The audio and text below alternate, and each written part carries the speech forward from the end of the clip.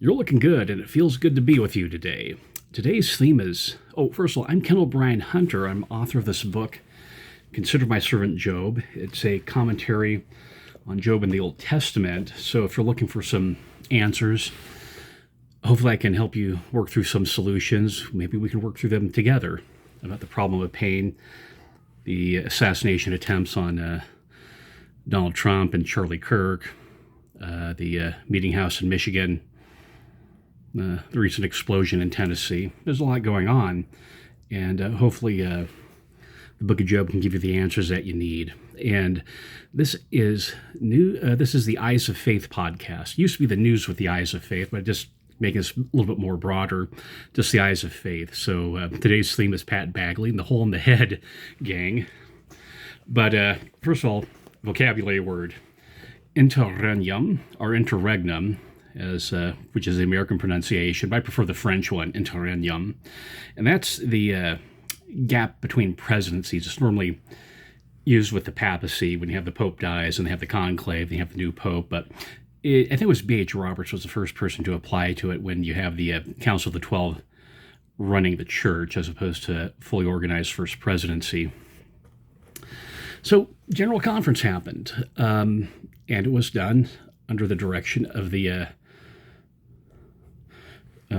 Council of 12 Apostles. So section 107, verses 23 and 24 says, the 12 traveling counselors are called to be the 12 apostles, or special witnesses of the name of Christ in all the world, thus differing from other officers in the church in their duties and callings. And they form a quorum equal in authority and power to the three presidents previously mentioned. So the 12 right now has the full power of the first presidency, even though the first presidency is an organizer, quorum equal in authority and power. And so this whole talk is like, well, this was approved by the first presidency before President Nelson died and the quorum was dissolved. Now, you have the same authority, and so you don't need to fall back to that. It's interesting because right now, all the business of the first presidency is being handled by the quorum of the 12 apostles. So the junior apostles are getting an initiation, and whoever the two counselors will be called, they're getting up to speed on issues. President Oaks is a bit of a plotter when he makes decisions, so that's why it's going a little bit slower. President Benson can make quick decisions. President Monson and President Oaks are, so they want to make sure everyone's okay on it, they got all the information. Of course, sometimes when people slow walk things is they're trying to avoid making a decision, or they want a level of certainty that's just humanly impossible to make. But it may be a temperament issue. So that's General Conference. So it's very interesting. Here's the question. What do you do when you have a disagreement with General Conference? I imagine you may have felt the same way that I did, is when you watch General Conference. You had the passing of President Nelson. You had the shooting in the Michigan chapel. But there's no mention of Charlie Kirk. So this is in our own backyard. The soil of our lovely Deseret will forever be stained. We'll just never be the same because of this assassination. And when the campus opened up, I was there, and I did a podcast about it. Went to the site of his death, the tragedy, with had that great flag flying. And it was meaningful, and I was grateful to pay my respects to someone I really hadn't paid attention to. But yeah, when they start killing us, shooting us, it's time to step up and get involved. But they had Elder Matthew Holland speak, son of Jeffrey R. Holland. Elder Matthew Holland is president emeritus of UVU. And from him, we got nada. So the ineffective way of handling disagreements is to get up there, the church is wrong. I know better than the church. That gets you nowhere. You're framing things as an adversarial situation. This is my choices. This is what I think is more effective. I have deep feelings about Charlie Kirk's death. Like I said, I wasn't part of his demographic. I like what I've seen, but I wasn't a fanboy. I felt let down that his death was not even mentioned once, even though it happened, 15 minutes away. And the place where I worked at, the hospital, they were under lockdown because of the shooting. So it affected me that way. I had to wait about a half an hour before I could go home because the hospital was locked down because of his death. I felt let down he wasn't mentioned once. For example, Elder Matthew Holland could have said, as president emeritus of Utah Valley University, I was shocked by the death of Charlie Kirk. My heart goes out to his family. Now, that's basic, generic, human-level statement. There's no endorsing of his politics. Sorry, the lighting's gone a little funny again. Let me... a little bit better having a storm clouds passing over, so for a few seconds it'll go bad, then good again. So imagine if Elder Matthew Holland said this, as President Emeritus of UVU, I was shocked by the death of Charlie Kirk. My heart goes out to his family. Now, there's no endorsement of his views, no endorsement of his politics, just a human connection. I say that, and then I always conclude things. I am open to correction and clarification. So if Elder Holland wants to issue something or that, I'll gladly accept it. And this is going to come on later on with two incidences that happened here in Utah. Speaking of Charlie Kirk, apparently it was Candace Owens who released a text. And the Kirk family, the estate of the late Charlie Kirk, confirmed that was a legitimate text.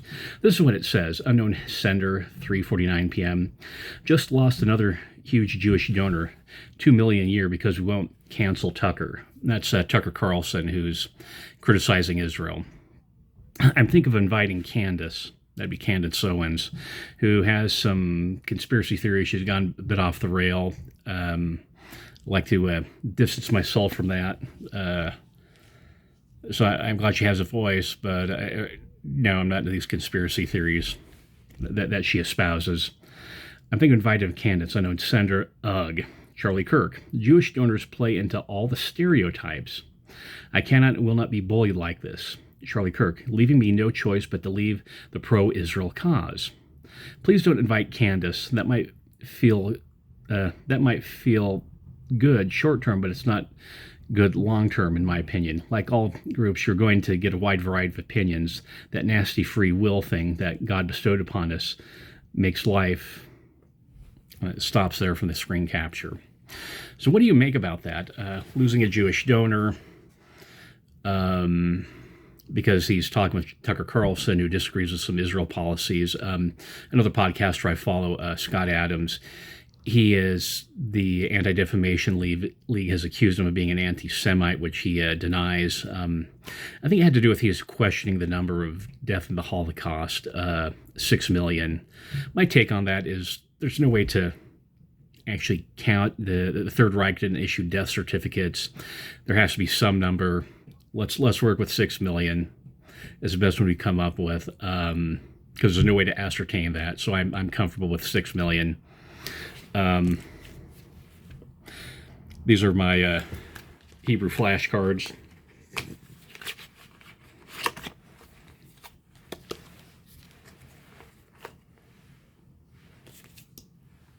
Different letters, actually. Oh, here's what it looks like. Shana Tova. So, yeah, for the Holocaust, it has to be some number. Let's just work with 6 billion until this gets sorted out by God. So he does this seem anti-Semitic. He used the word stereotypes and feel like he's pressured to support Israel and this was before the peace treaty worked out, which I'm going to talk about a little bit later. So used the expression stereotypes and talked about Candace Owens. It looks just gut instinct with what we have that feels fishy. But remember, this is a fragment. Okay, we don't have the full story. Also, we have the situation where someone has a course of action where they suddenly make a change of heart and then they die. For example, Malcolm X, he made the pilgrimage to Mecca, the Hajj, and as a Haji, he met people from other races who were also Islam, and he had a shift in thinking. There's some belief that he had a shift in thinking that, well, wait, you have white people are Muslims just like me. Yeah, so he started rethinking things. Spike Lee covered it in his movie on Malcolm X. So was there a change, and then he was killed, so he wasn't able to act on it? If he didn't really have a change of heart, we don't know. John F. Kennedy, October 11th, 1963. There's the NSA Action Memo 263. And it, as you read it, suggests that John F. Kennedy was leaning towards a Vietnam drawdown. That is, he had troops in Vietnam, and he said, okay, let's pull them out. Now, if you notice, today is October 11th, so it was a month before his assassination. And there's some speculation that if he had been alive, we would have pulled out of Vietnam and not had the Vietnam War. We don't know. We just don't have enough information. So in these three cases with this text from Charlie Kirk, from Malcolm X's Haji conversion, and to this NSA action memo, it suggests something. We just don't know things conclusive. So I'm comfortable. I'm not making a hard assertion. I am comfortable making some bold-faced, tight-fisted assertions about things. So it's a question mark that we will never resolve. Hold off on hard and fast assertions.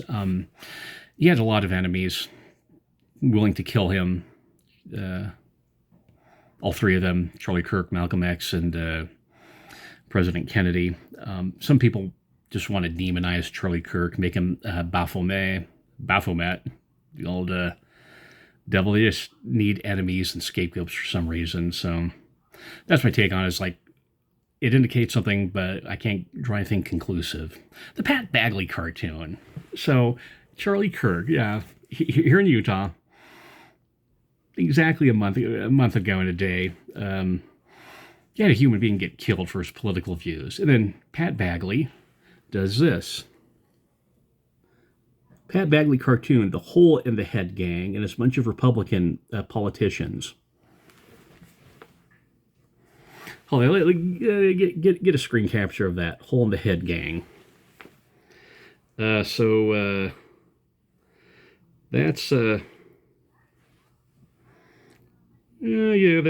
that's what the left is after a month after the death of Charlie Kirk, and you're getting that cartoon. However, it came out. What happened is that there's an editor's note, and it's dated October 9th, 7:12 p.m. The headline on this cartoon has been updated because the original did not meet our standards for publication. We know words matter. We try to be intentional about the words we use, and we regret this error. So they made a mistake. They offered a correction. I accept their correction, a mea culpa. But we do have to bring up the issue of violence on the left. Violence on the left. They're getting more aggressive. Yeah, the Republicans support the NRA, but the violence, nothing blocking a Democrat from owning a weapon. And violence on the left. Let's have a conversation about that. It's a real thing, and there's a bit of a cover-up going on. So yeah, I just can't believe the timing on it. Just so close to it. So you probably felt the same when you saw it. Like I said, it's been changed, and they offered a correction, so we stand by it. We thank them for their correction and their change. It's the same thing with the church. If you're bothered by them, really ignoring the Charlie Kirk's death, then just be open if there's any correction or change forthcoming. So I'm trying to find something. As you can tell, I'm probably stalling right now. There it is. Violence on the left, let's have a conversation. Violence on the left, let's have a conversation. Pat Bagley, this. There's something going on there that we need to talk about. So that was point 5. Other news. BYU games, there's more anti-church chants. F-word, the Mormons. Still using that incorrect name of the church when they're insulting us. So they're making changes. Kids, the day of fun and games is past. Okay, you're belonging to a movement where people are trying to kill you. Funny story, Nauvoo Bell. As a kid, we go to Temple Square, and even as older, and they'd have that sort of tower with 4 plaques on it from the centennial of the church, and this was a genuine bell from Nauvoo. Well, actually not. It's called the was it the Hummer Bell or the Hammer Bell? What happened is the bell. What happened is you had this guy made a bell for a church, and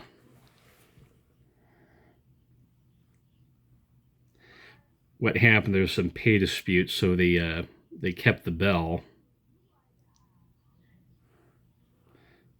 And some guy sold it, the bell to the church, saying it was the bell from the Kirtland Temple.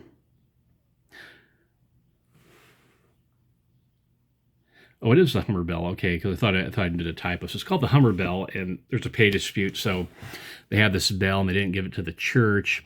So someone sold it to the church, saying it was the bell from the Nauvoo Temple, and we honestly thought it was. This is a bit like the Hoffman forgeries. We have a bias towards acquiring historical stuff. That's a good bias. That's a correct bias. Considering all the stuff we're getting, you get a mistake here and there. I'm willing to do that as a good trade-off. So the church returned to the first Presbyterian church in Iowa City. So this happens with historical documents. History is an exact science, but also the problem with a lot of these relics, bogus stuff. Catholic Church is into relics. We're not. And so we found a mistake. We corrected it. They were trying to make it right. Pat Bagley made a very disgusting mistake. Salt Lake Trib corrected it. They're trying to make it right. Big news. Hamas, the Israel-Hamas treaty. Trump does it again. Abraham Accords, now this. What made it work is he's a strong man. He scares people. This tough guy approach works. Machiavelli, Fox and the Lion. So that raises some questions about church and warfare. You have Zeniff in the Book of Mormon, tried to make peace with the Lamanites. He ended up making swords. Captain Moroni just went tough guy from the start. That's part of the gospel. It's part of the fullness of the gospel. Whatever's in the Book of Mormon is the fullness of the gospel. And just war theory and realizing that things come to the point where you have to be a tough guy. It's interesting. COVID-19 was bad, and no one who was president could have done it right. And it just was his lot that Trump got it. The same way with President Hoover. He hit the beginning of the Great Depression. There's nothing he could have done to make it right. So he got demonized. Same with Trump. But son of a gun, Donald Trump's the greatest negotiator we've ever had as president. I'm going to go sort of say I think he's greater than Ronald Reagan. He's able to get stuff done. And people are not going to die. There's going to be peace, hopefully. And can you get past your prejudices and express gratitude for the peace, even if you didn't vote for someone you hate. And if he's such an evil person, how come he's making a peace treaty? Oh, okay, we're getting through it. 17 minutes. Tron Ares, a movie came out. When I saw that the heroine was a DEI female and the villain was white, male, nope. So Disney company, I own stock in your company. So you're legally obligated to work in my best interest because as a shareholder, you're answerable to me, not to the agenda, not to Eisner, not to the political action groups, not to the broad-based social influencers. You're legally obligated to me and the other people who own stock. Doing this DEI bait and switch where we wanted a Tron movie where Tron wasn't in it, and apparently Flynn's only in there for a few seconds, that this bait and switch isn't working. You have the Ghostbusters, Fembusters, Star Wars and Rey, where Luke and Han Solo are deadbeat dads. Indiana Jones, another deadbeat dad. Doctor Strange and the Multiverse of Madness really didn't have a thing to do with him. It was about Scarlet Witch. All DEI bait and switch. So knock it off as your shareholder. I'm telling you to do that. Okay, Deseret book and another oops, they did it again. So this is sort of a theme, correcting mistakes, or when you see a mistake, how do you respond to it? They had a book, it's called Princess in Black and Prince in Pink. That title tells you everything you need to know. So it's sort of a fairy tale where you have a princess who's sort of adventure, brown hair, brown eyes, and then you have the prince who likes cross-dressing in pink. Not confused with the movie Pretty in Pink, but clearly this is anti-family proclamation material being sold in Deseret book. It's interesting. There's this cartoon called Shezow, Shezow. It has a similar premise where you have two children, or children of a lady who is I think that's the premise of a lady of a superhero, and the son accidentally gets his mom powers, so he has to cross-dress as a female character. Now, of course, that's bad writing because the sister should be the villain. She should be so jealous of her brother getting the power, not her, it should drive her mad. But that's another thing. So you have this cross-dressing superheroes. Today's the 11th, so I saw it on yesterday. It hit X, went wild, it went viral, and the book has since been removed from Deseret Book. So Deseret Book made a mistake. We spoke up, they listened. This is all good. They're trying to make it right. Same thing with Pat Bagley's disgusting comment, glorifying violence, dehumanizing Republicans after Charlie Kirk's death, in Utah, where they had that shooting, and you're still doing jokes like that. But they withdrew it. But how did this obvious anti-family proclamation material get in there? Who's filtering the stuff out? How did it get this far? Who's doing the screening stuff with Deseret Book that they're letting anti-family proclamation stuff get through? I mean, there's stuff seriously out of Deseret Book that's shocked me. One book I read uses the racial term gringo. Now, admittedly, the man's spouse is Latina, but still, gringo. That's an N-word against white people. It's derogatory towards white people. Blue-eyed devils. That's from Deseret Book. Another book I read, they were criticizing Focus on the Family. Once again, it's just the family proclamation is the enemy. And Deseret Book is selling books that are anti-family proclamation. There's a gross misalignment going on. Maybe President Oaks will help align it. So the theme today, I guess, was mistakes and how to cope with mistakes and people you trust. And that's the passing scene. Seen with the eyes of faith.